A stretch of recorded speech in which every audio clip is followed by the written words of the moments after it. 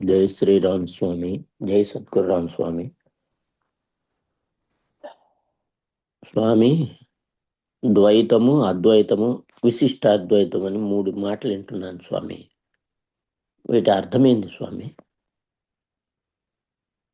విశిష్టము అంటే ఇంకా శ్రేష్టమైనది అని. ద్వైతము అంటే 2 అనే మాట. దేవుడు జీవుడు, ఆత్మ పరమాత్మ అనే ఈ విధమైన దీన్ని ద్వైతం అంట. అద్వైతం అంటే రెండవది లేదు అనే మాటకి అర్థం. ఇవి భాషాపరమైన ఆ వ్యక్తీకరణలకు సంబంధించి మనకు పరిచయం ఉండటం లేకపోవడం అనే దానివల్ల అవి చాలా జటిలాలుగా కఠినంగా అనిపిస్తాయి. విషయం ఏమీ లేదు. అద్వైతం విశిష్ట అద్వైతం అని కొంతమంది ద్వైతం అని, మేము ద్వైతవాదులు అని పేరు పెట్టుకొని ఉన్నా, ఇక్కడ ఒకటే గుర్తుపెట్టుకోవాలి, ఎప్పుడు రెండిటి మధ్య మాత్రమే వ్యవహారం ఉంటుంది. ఇది ద్వైతం. వ్యవహార అతీతమైనది అద్వైతం. ఇక విశిష్టాద్వైతము అనేది వాళ్ళు ప్రత్యేకంగా ఏదో పేరు పెట్టుకొని ఒక మతంగా స్థాపించుకొని చేస్తున్నారు తప్పితే దీంట్లో విశిష్టత కానీ మరొకటి కానీ ఇంకోటి కానీ ఉండనే ఉండదు. ఇదంతా లోక సంబంధమైన ఈ ఫ్రేమ్వర్క్ లోపల ఉండే భేదాలు ఇవన్నీ కూడా. అనేక ప్రవక్తల పేర్లతోటి మొదలైపోయిన మతాలు, అంటే గురువుల పేర్లతోటే మొదలైపోయిన మతాలు, విధానాలు ఇవన్నీ ఉంటాయి. ఇప్పుడు శైవులు అనేది ఒక అస్తిత్వానికి సంబంధించిన మతం, వైష్ణవులు అనేది ఒకదానికి సంబంధించిన మతం. అంటే పరమతత్వాన్ని విష్ణు రూపంలో చూస్తూ వాళ్ళు వైష్ణవులు అంటున్నారు. శివుని రూపంలో చూస్తూ శైవులు అంటున్నారు. శక్తి రూపంలో చూస్తూ శాక్తేయులు అంటున్నారు. సూర్యుడి రూపంలో చూస్తూ ఈ సూర్య ఉపాసన చేసే సౌరులు సౌరేయులు అని చెప్పుకుంటున్నారు. సౌర మతం అని చెప్పి. అలా 1, 2, 3, 4 కాదు, అనేకంగా మతాలు ఉన్నాయి, పుడుతూనే ఉంటాయి. కానీ ఏ మతాలు లేవు. అదే ఇప్పుడు నేను ఇచ్చిన పోస్ట్ కూడా. ఈ మతాల గొడవల్లోకి పోవద్దు, వీళ్ళకి తెలియదు. కానీ ఒక మతాన్ని నువ్వు స్థాపించిన, అంటే నీ అంతట నువ్వే ఒక మార్గాన్ని నువ్వు రూపొందించిన, ఆ మార్గంలో నీకు నువ్వే అనంతంగా తప్పిపోతావు. నువ్వు స్థాపించిన వాడివే. అర్థమవుతుందా? ఈ మాట అర్థం కాలేదు స్వామి.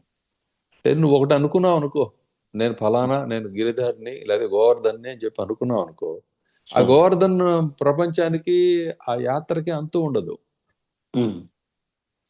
ఎన్నేం తెలుస్తుంటాయి దాని ప్రతిదానికి. నీ ఉద్దేశం నీదే కాబట్టి నువ్వేదో చెప్పేస్తుంటావు, దానికి ఒక కంక్లూజన్ ఇస్తుంటావు. అటువంటివి మతాలు. అర్థమైందా? ద్వైతము అంటే భక్తి అయినా స్వామి. ద్వైతము అంటే వ్యవహారము. ద్వైతం అంటే ఇద్దరు అని అర్థం. ఇద్దరితో కూడుకొని ఉండేది అని అర్థం. దేవుడు జీవుడు. ఆ పై మాటలో దేవుడు జీవుడు అంటాము. ఇచ్చేవాడు పుచ్చుకునేవాడు, అడిగేవాడు చెప్పేవాడు, ఇది ద్వైతం. ద్వైతం. దెబ్బ కొట్టేవాడు, దెబ్బ తినేవాడు, ద్వైతం. మృంగేవాడు, మృంగబడేవాడు, ద్వైతం. అర్థమైందా? ముందు ద్వైతము, తర్వాత అద్వైతము రావాలా? ఇప్పుడు అనుభవానికి వస్తున్నది ఏంటి నీకు? ద్వైతం నుంచి అద్వైతంలోకి పోతున్నానేమో అని అనిపిస్తుంది. అలా కాదు, ఇంకా అద్వైతంలోకి పోవడం ఉండదు. ద్వైతం మానటమే అద్వయంగా ఉండడం. ఈ రెండు వేరు కాదు. విశిష్ట అద్వైతం అన్నారు, అది వేరు కాదు. ఇంకేదో మతం చెప్పారు, ఇంకేదో మతం చెప్పారు, ఇంకేదో మార్గం చెప్పారు, ఏవేవో వివరణలు ఇచ్చారు, అవి వేరు కావు. కానీ ఆ మార్గాన్ని అవలంబించే వాళ్ళు మాత్రం ఆ వేర్పాటుని అనుభవిస్తూ ఉంటారు. మేము ఇతరుల కంటే వేరు, మా మతం గొప్పది అని. వాళ్ళకి అనేకత్వం కనిపిస్తుంది కాబట్టి ఎప్పటికీ సంసారం వదలదు వీళ్ళకి ఈ పేర్లతోటి. అందుకనే చెప్పేది, లింగదారులకి లేకపోతే చక్రాంకితులకి వీళ్ళకి ముక్తి ఎప్పటికీ కలగదని చెప్పి చెబుతారు. అంటే ఏంటి? చక్రాంకితాలు అని చెప్పి చేస్తుంటారు, తెలుసు కదా? అవును, శ్రీ వైష్ణవులకి చేస్తారు. ఏంటి ఆ పిచ్చి పని? అంటే ఈ మాట నేను ఎందుకు అంటున్నానంటే, నువ్వు ఒక చిహ్నము, ఒక దానికి ఒక సాకారత్వాన్ని నువ్వు ఎప్పుడైతే నువ్వు ముద్రించి, దీన్ని మీరు ఫలానా వాళ్ళు, మిగతా వాళ్ళు కారు, మీరు క్రిస్టియన్స్, మీరు తక్కిన వాళ్ళు క్రిస్టియన్స్ కారు, మీరు హిందువులు తక్కిన వాళ్ళు కారు, మీరు శైవులు, మీరు స్మార్తులు, ఏంటివి? లింగ ధారణ మంచిది కాదని చెప్పడం అంటే శివలింగాన్ని ధారణ చేయడం మంచిది కాదని కాదు అర్థం అక్కడ. ఏదో ఒక గుర్తుని ఎందుకు అంటు పెట్టుకొని దానికి తగలబడతామని చెప్పి పెద్దలు చెప్పారు. లింగం అంటే చిహ్నం, గుర్తు. ఒక నిలువు నామాలు, అడ్డనామాలు, సెంటర్ నామాలు మధ్యలో పెట్టుకునేవి, లేకపోతే ఏ నామాలు లేకపోవటం, నామాలు ఉంచటం, ఇంకొక గుర్తు అంగీలు మార్చటం, లేకపోతే బట్టల్లోనో శిరోముండనంలోనో జుట్టు పెంచటంలోనో ఏదో ఒక దాంట్లో మా పద్ధతి ఇదని చెప్పి నువ్వు ప్రకటిస్తావు. చూసావు, స్వామి ఇదంతా లింగమే. విగ్రహారాధన, నేను విగ్రహారాధన చెయ్యను అనేవాడు విగ్రహాన్ని తీవ్రంగా గుర్తిస్తున్నాడు. విగ్రహారాధన అనే పేరుతోటి పూజ చేసుకునేవాడు విగ్రహం కంటే కళ్ళు మూసుకొని అలా ఆ నిరాకార తత్వాన్నే చూడటానికి ప్రయత్నం చేస్తూ ఉన్నాడు. తిరుమల గుడిలోకి వెళ్ళినా సరే నమస్కారం పెట్టేటప్పుడు అలా కళ్ళు మూతలు పడతాయి. అక్కడ నిలబడి ఉండేవాళ్ళు ఇక్కడ దాకా వచ్చి ఇక్కడ కళ్ళు మూసుకుంటారంటే చూడండి అంటారు. చూసేది బయట కనపడేది, అక్కడ కనపడేది కూడా. బయట నుంచే పూలు వెళ్ళినాయి, బయట నుంచే అలంకారం చేసేవాళ్ళు వెళ్ళారు. ఆలోచనలన్నీ కూడా బయటనే ఆలోచన చేసుకొని ఇలా చేద్దాం అలా చేద్దామని అక్కడికి వెళ్ళి అలంకారం చేశారు. ఇంకేంటి తెరిచి చూసేది అక్కడ ఏం కనపడుతుందో అక్కడ అదే కనిపిస్తుంది. ప్రత్యేకత ఏమీ లేదు. నీ భావన ఉంది చూసా, అది పవిత్రమైనది. ఇక్కడ నా స్వామి ఉన్నారు, ఆయన నాకు దర్శనం ఇచ్చారు, ఇదిగో ఈ రూపంలో ఈరోజు దర్శనం ఇచ్చారు అన్నది పవిత్రమైనది. దానివల్ల కలుగుతున్నది. నువ్వు కళ్ళు మూసావా తెరిచావా అంటే ఆ రూపాలన్నీ మాయమైపోయేటప్పుడు ఏది ఉంటుందో అది మాత్రమే ఆ స్వామి. ఆ స్వామిని ఎక్కడికి పోయినా కళ్ళు మూసేలా అంటే, కళ్ళు మూయటం అంటే ప్రపంచాన్ని పరికించకుండా ఉండటం అనే లక్షణం. అది ఉత్తమోత్తమైన లక్షణం. మిగతా దాన్ని నిరాకరిస్తున్నావు అని అర్థం. అంతేగాని వాడు తెలియక అక్కడేదో వాగుతూ ఉంటాడు నిలబడి దీంట్లో. అంటే ఇప్పుడు ఈ మాటలు కొంచెం ఎక్కువ మాట్లాడినట్లుంది, కానీ తెలుసుకోవాలని చెప్తున్నాను. మీరు ఈ మాటలు పట్టించుకోనక్కర్లే. ఏదేదో కూస్తూ ఉంటారు, ఏవేవో చెప్తా ఉంటారు. ఇవన్నీ వినిపిస్తాయి, కానీ ఇదంతా కూడా నీలోనే జరుగుతున్నది. నీ లోకమే ఇదంతా. నీకోసమే వెంకటేశ్వర స్వామి అక్కడ నిలబడి ఉన్నాడు. నువ్వు చెప్తేనే నిలబడి ఉన్నాడు. గుర్తుపెట్టుకో. నువ్వు కాదనుకుంటే నిలబడలేడు. ఎందుకు ఇలా జరుగుతున్నది? మరి నువ్వు ద్వైతాన్ని అంగీకరించావు కదా. ద్వైతాన్ని అంగీకరించినప్పుడు నువ్వు నీ దేవుడు ఉండాలి, కానీ నువ్వు నీ సేవకుడు ఉండకూడదు. ఉన్నావా నీ సేవకుడిని మోయాల్సి వస్తుంది. నువ్వు నీ దేవుడు ఉన్నారా, నీ దేవుడు నిన్ను మోస్తాడు. ఈ రెండిట్లో ఏది బాగుంది? ఇదే బాగుంది. ఏది? దేవుడు జీవుడు. అది నువ్వు జీవుడుగా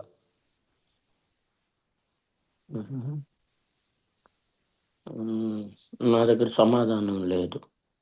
చూసావు ఎంత కష్టపడుతున్నావు? అంత కష్టపడేవాడే జీవుడు. అట్లయితే నేను జీవుడు.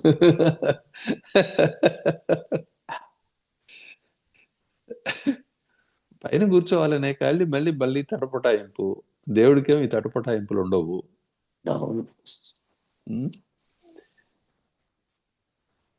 ఇది దేహభావం వల్ల ఇదంతా వస్తుంది, ఈ గందరగోళం అంతా కూడా. దాని నుంచి తీర్చుకోవటానికే ఇప్పుడు నువ్వు గురువు, నేను శిష్యుణ్ణి అని కూర్చున్నావు. అలా కూర్చున్నప్పుడే జ్ఞానం అందుతుంది. అర్థమవుతుందా? అర్థమవుతుంది. గురువుగా ఉన్నవాడికి అన్యులు కనపడకూడదు. తాను ఇతరము తోచదు. నీకు తోస్తూ ఉందంటే ఆ సీట్ ఇంకా సిద్ధం కాలేదని అర్థం. స్వామి అద్వైతం, శిష్యుడు ద్వైతం. స్వామి అన్నప్పుడే ద్వైతం వచ్చింది.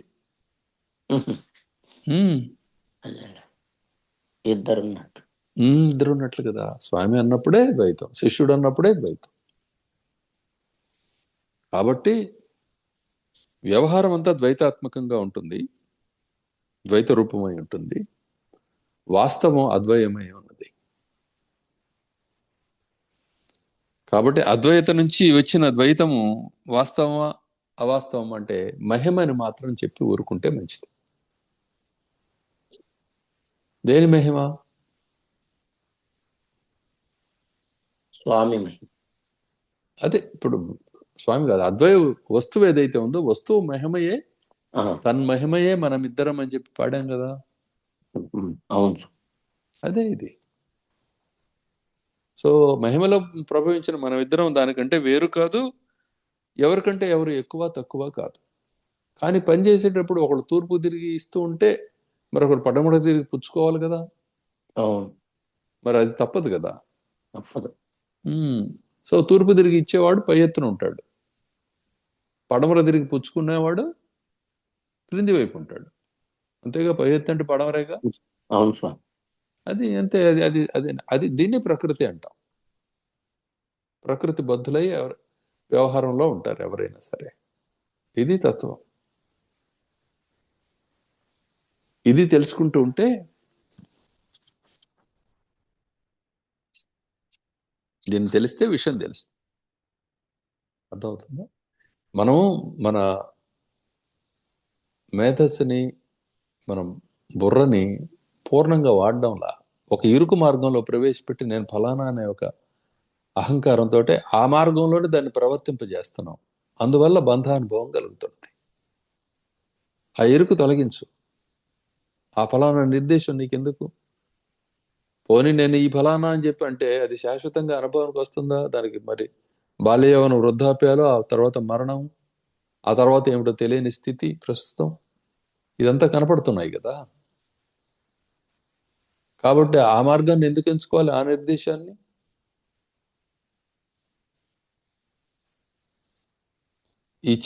ఈ దేహంలో ఆ వేళ్ళు, చేతులు, కాళ్ళు ఇవన్నీ ఎట్లయితే ఉపకరణాలు అయి ఉన్నాయో పనులు చేయటానికి, లోపల ఆలోచన కూడా ఎలా అయితే ఉపకరణం అయి ఉందో, ఆ విధంగా ఈ లోకము అనే అనుభూతి మొత్తం సర్వం ఉపకరణమే తప్ప ఇక్కడ వస్తువు అచంచలము, అద్వితీయము, నిరామయము,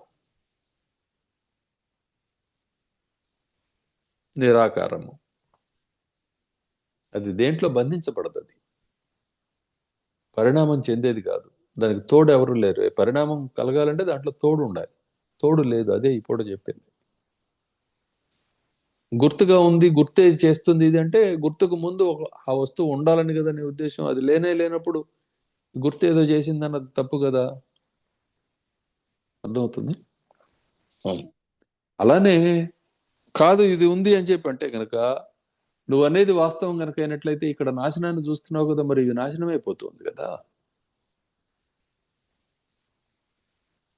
లోకం నిజం అయి ఉంటే సావనే చావదు, కణం క్షణం అని చెప్పి విన్నారుగా పాట. అవును. అది సంగతి. క్లియరా? క్లియర్ స్వామి. ఇంటే జై ఉంది. శ్రీరామ్ స్వామి. ఈ అహంకారాన్ని వదలలేక సతమతం అయిపోతున్నావు. అవును స్వామి.